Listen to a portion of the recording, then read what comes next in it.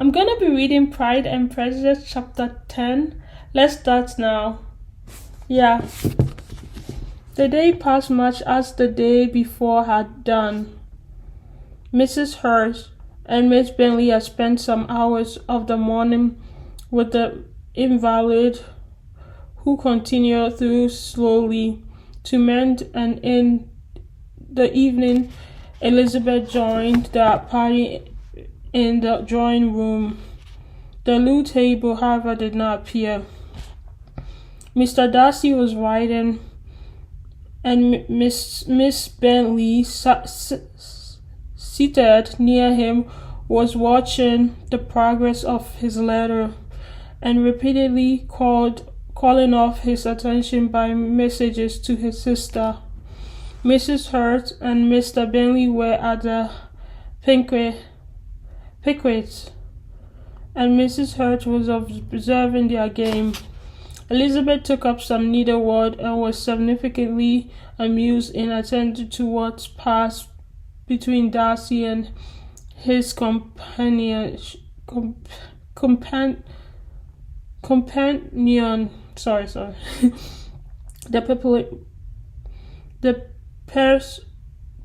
Rachel commendations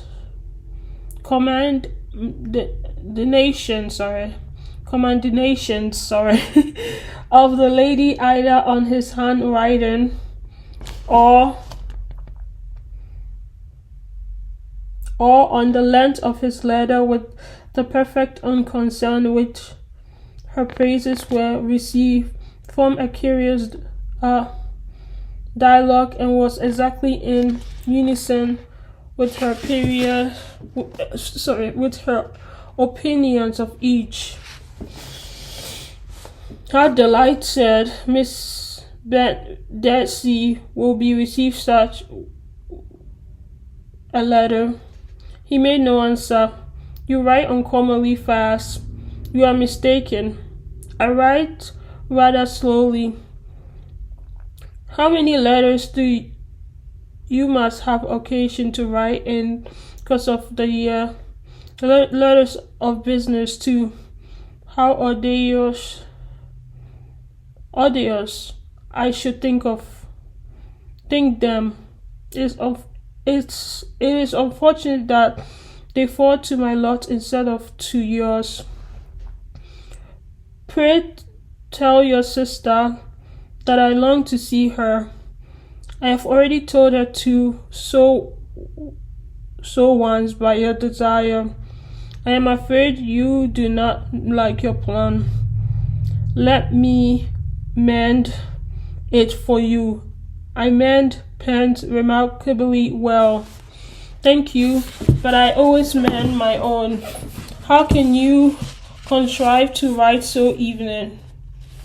He was silent.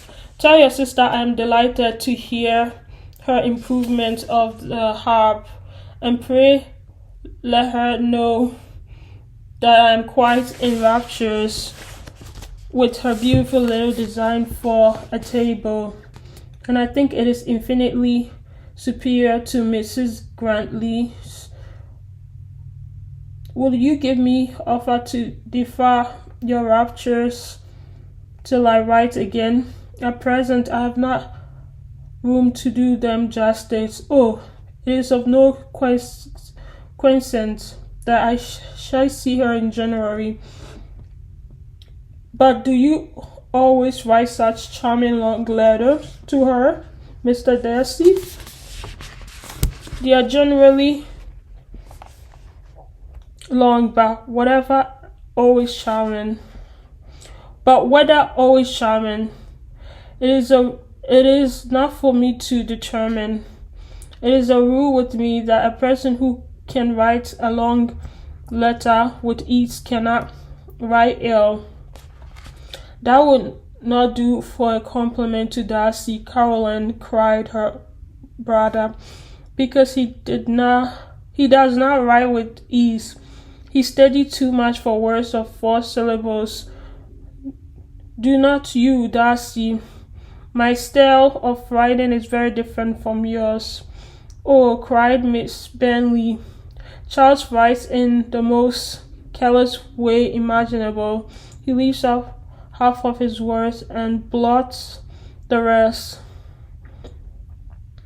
My ideas flow so rapidly that I have no time to express them, by which means in my letters sometimes convey no ideas at all to my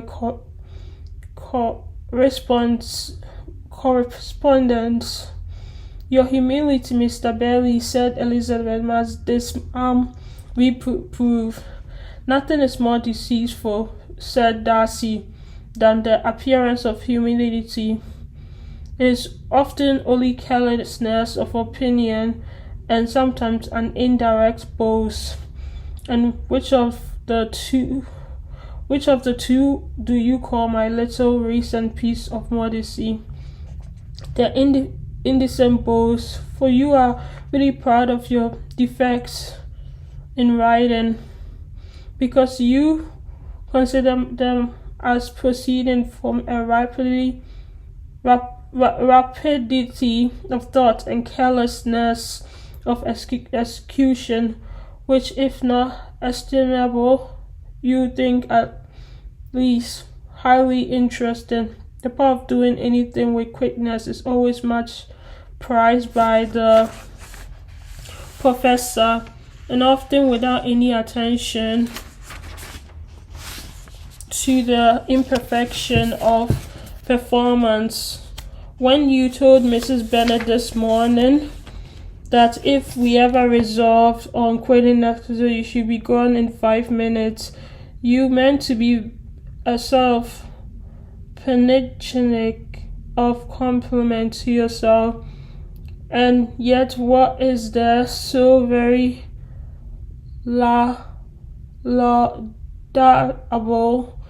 in a precipitant which must leave very necessary business undone, and can be of no real disadvantage to yourself or any one else? Nay, cried Bentley, this is too much. To remember at night all the foolish things that were said in the morning. And yet, upon my honor, I believe that I said of myself to be true, and I believe at this moment. Alas, therefore, I did not assume the character of needless precipitant, merely to sweep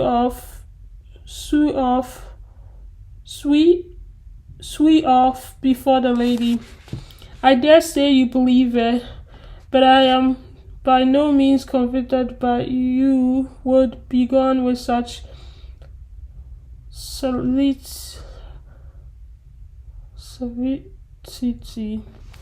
Sorry. Your conduct will be quite as dependent on chance as that of any man I know. And if, as you were mounting your horse, a friend were to say, Bentley, you had better stay till next week, you will probably do it. You probably not go. And at another word might stay a month. You have only proof by this, cried Elizabeth, that Miss Bentley did not do justice to his own disposition. You have screwed him off now much more than he did himself. I am exceedingly glorified, said Bentley, by your own converting what my friend says into a compliment on the sweetness of my temper, and I am afraid you are giving it a turn which that gentleman did by no means intend, for he would certainly think the better of me if under a circumstance I were to give a flat denial and ride off as fast as I could. Would Mr. Bailey then consider the rashness of your original intention as atoned for by your obstinacy in adhering to it? Upon my word, I cannot exactly explain the matter. Darcy must speak for himself. You expect me to account for your opinions, which you chose to call mine, which I have never acknowledged. Allowing the case, however, to stand according to your representation, you must remember, Miss Bennet, that the friend who is supposed to desire his return to the house and the delay of his plan has merely desired it, asked it without offering one argument in favor of his prosperity. To yield readily, easily on the persuasion of a friend is no merit with you. To yield without conviction is no compliment to the understanding of neither. You appear to me, Mr. Darcy, to allow nothing for the influence of friendship and affection. A regard for the requester would often make one readily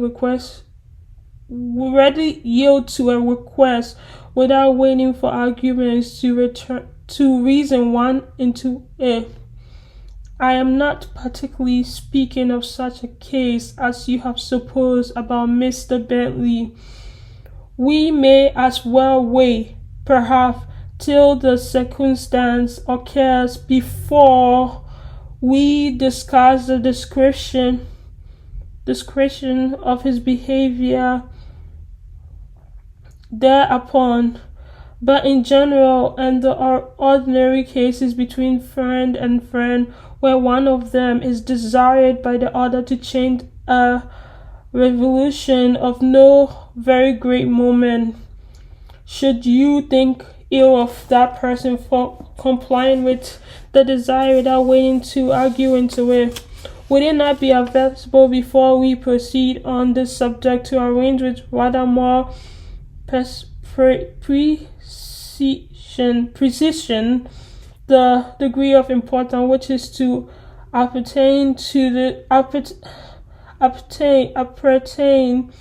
this request, as well as the degree of intimacy subsisting between the parties? By all means, cried Bentley. Let us hear all the particulars, not forgetting the comparative height and sight, for that will have more weight in argument. Miss Bennet, then, you may be aware of. I assure you that if Darcy were not such a great tall fellow in comprehension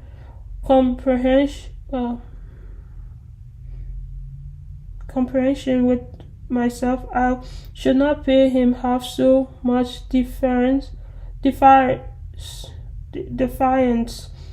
I declare I do not know a more awful subject than Darcy on particular occasions and in particular places, at his own house especially, and of a Sunday evening that he has nothing to do.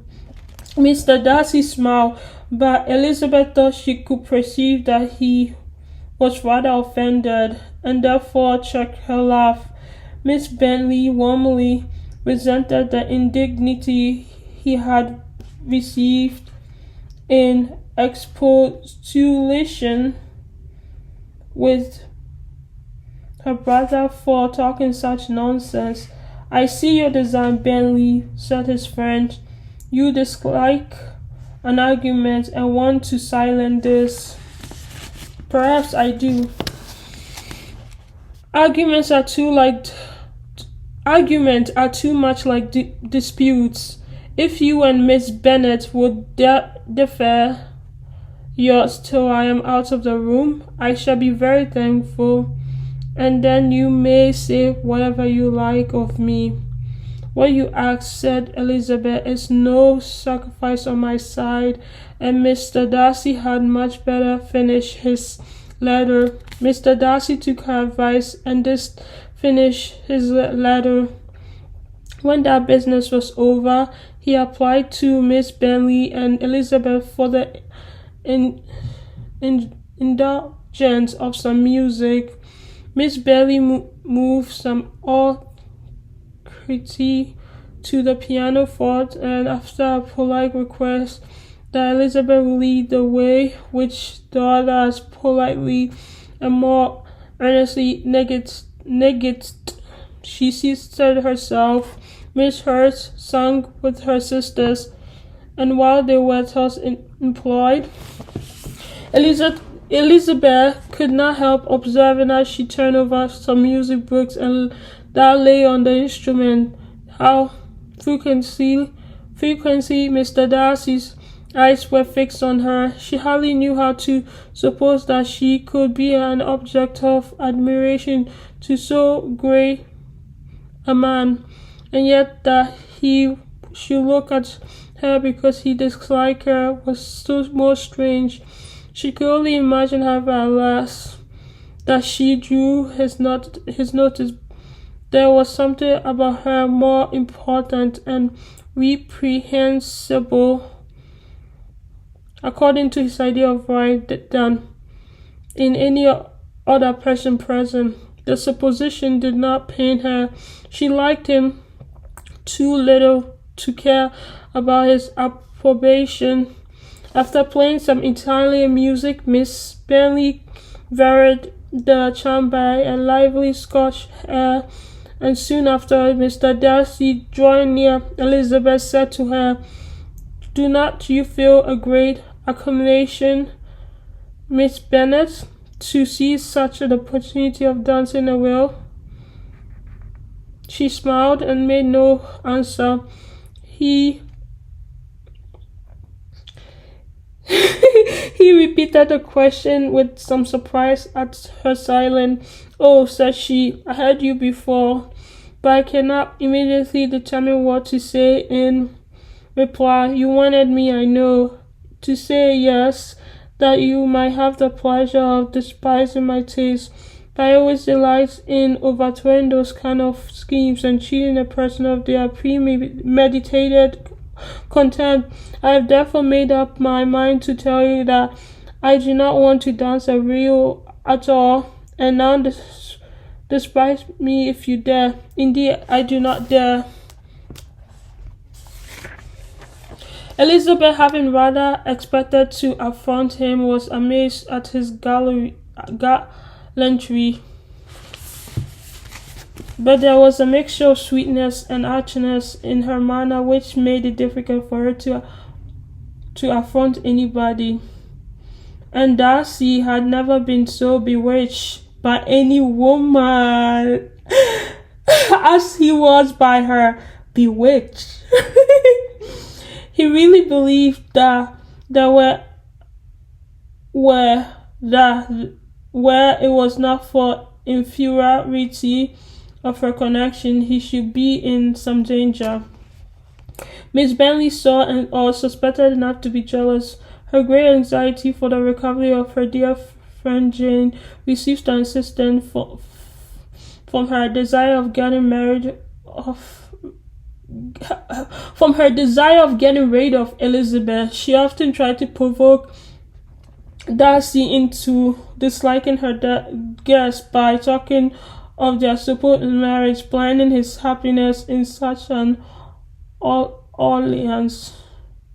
"I hope," said she, but they were walking together in the shrubbery the next day, "you will give your mother-in-law a few hints when this desired event takes place as to the advantage of holding her tongue, and if you can compass it, I do cure the younger girls of running after the officers, and if I may mention so delicate a subject, endeavor to check a little something bordering the conceit and impertinence which your lady possess.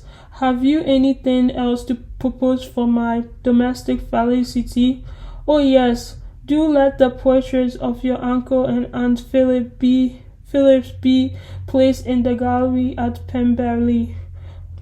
Put them next to your great uncle the judge. They are in the same perfection, you know, only in different lines.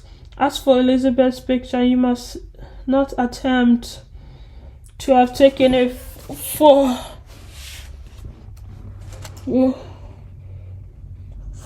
what painter could do justice to those beautiful eyes. It would not be easy indeed to catch their expression, but their color and shape and the eyelashes so remarkably fine. My copy. At that moment they were met from another work by Mrs. Hurst and Elizabeth herself.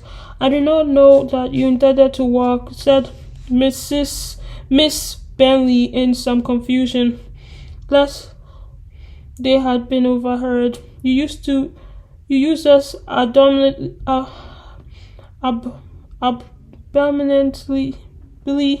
ill, answered Mrs. Hurst, in running away without telling us that you were coming out.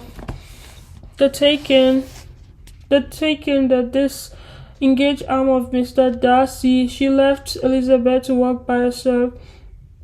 The part just admitted 3. Mr. Darcy felt the rudeness and immediately said, "This walk is not wide enough for our party. We had better go into the revenue." But Elizabeth, who had not the least inclination to remain with them, laughingly answered, No, stay where you are. You are charming grouped and appear to uncommon advantage. The picture would be spoiled by admitting a fourth. Goodbye. She then ran gaily off, rejoicing as she rambled about in the hope of being at home again in a day or 2. Jane was already so much recovered as to intend leaving her room for a couple of hours that evening. I'm done. Yeah, I did well today. Yeah, I did. Yeah. Yeah.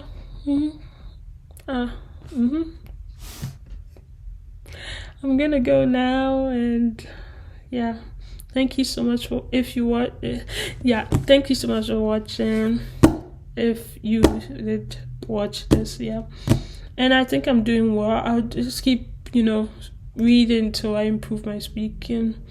Yeah, I love it so far. I love this book, Pride and Prejudice.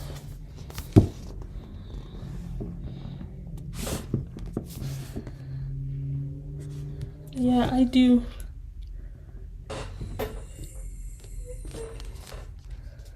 Yeah, I do. Okay, I'm gonna go. Bye-bye.